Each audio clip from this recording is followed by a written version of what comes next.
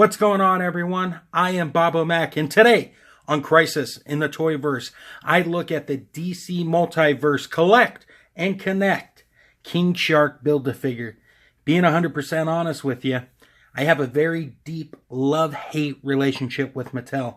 I love to hate them for the fact that they pretty much ruined DC action figures. Once in a while, they make a great sculpt that makes you go, wow, I need to get that. And this King Shark figure is no exception.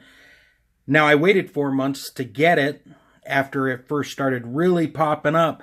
But I am happy that I got it. And so let's talk about why I like this figure. First off, let's talk about the amazing sculpt that the Mattel team has done.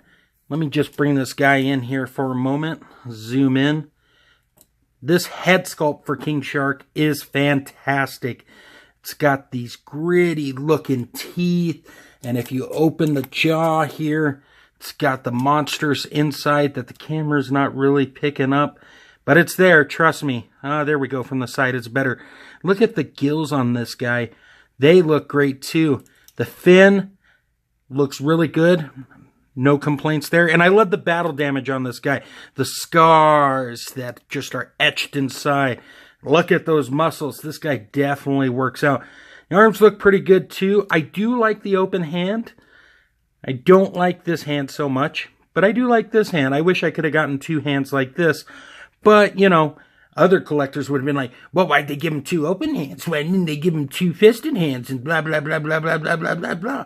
So it really all depends. Shout out to the D'Antoni Kevin Castle Show for ripping them off, basically. Well, D'Antoni at least right there.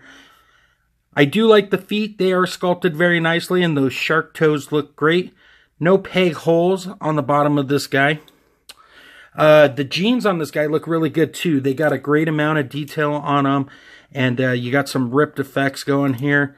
All in all, very satisfied with the sculpting, and Mattel's sculpting team should get an award, or at least being a contender for an award for a great mass product sculpt. So, all in all, very satisfied with that. What I'm not satisfied with, and let me zoom out here, is the articulation. So let's get right into it. I'm not going to point out every nook and cranny on this guy. It seems to be the new thing to trend about on YouTube with toy reviewers. I have to go over all of the articulation. It's so boring. So I'm going to just point out the things I don't like. Now, if you're familiar with Mattel's figures, you know that their articulation's limited at best. The ab crunch could go down a little more. Goes back a fair amount, so no complaints there. The head is something you should be aware of. It does not swivel or go up and down. Just plugs in and sits there. I get it for sculpt purposes. It would have been nice to have some articulation on that front, but I don't know how you would have done that, to be quite honest, because I am not a toy designer. The arms, something to note, they barely bend. And they look kind of ugly when they are bent. So that is something to note. As far as the legs, you got those ugly DC style hips that we're all accustomed to for DC collectors. The knees bend fine. It looks awkward right here like that, but once again, it's Mattel. One of my big gripes here is with the foot. There's no ball peg or hinge or rocker or anything. So when you have him in a flat pose, his leg kind of sits out, or not his leg, but his foot sits at an awkward position. It's something that I don't like. I'm sure other people have pointed this out too. It's just something I figured I should note and tell you guys all about. So while we have that going on, let's go ahead and bring in the alternate head. Because when I bought this guy, I bought it because it came with the alternate head. Here is the alternate shark head. His more comic book appearance head. Done very nicely. The jaw does articulate, same as on the other one. It looks good. This head sculpt is sculpted very nicely too. And if you want to unplug it and see what that looks like, let's just pop that off. Let's pop this on.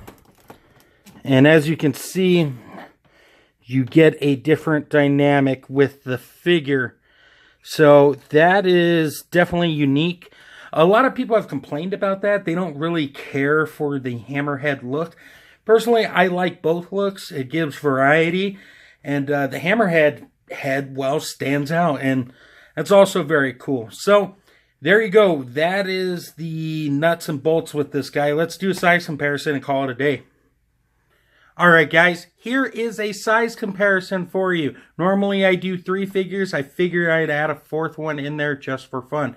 And as you can see, contained in this Extreme Dash Sets backdrop here, it's a little crowded. And speaking of those guys, head over to their website at extreme-sets.com to see what they have in terms of backdrops. They're fantastic. You're definitely going to love them. But now back to the size comparison. As you can see, King Shark is definitely one tall beast. Doomsday just has a little bit more on him in terms of height, but he's definitely a big Build-A-Figure, which I can definitely appreciate alongside. So he's going to fit in great with Mezco stuff. He's going to fit in great with Flash, DC Collectibles, and obviously DC Multiverse, because that's what he was built with. And I don't have the DC Multiverse line for the most part, because I picked this guy up on eBay. And if you want to pick him up without picking up all the others, that's going to be your best bet. Now, I overpaid on this guy a little bit, I won't lie. But his price has gone down, so check that out. But if you want everybody else in the set, head over to BigBadToyStore.com to see what they have. So, final thoughts. I enjoy the figure a lot. I appreciate the alternate head, and I definitely like the size of this guy. Hopefully you do too, and hopefully you pick him up and add him to your DC collection, because I definitely think he's worth it. So that's going to do it for the review, guys. Thank you all so very much for the love and support, the likes, the shares. I see that stuff come in, and I really appreciate it.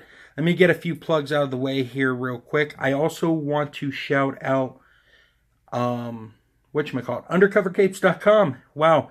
The name of this podcast, or the host of this podcast, not me, but the other host, is undercovercapes.com.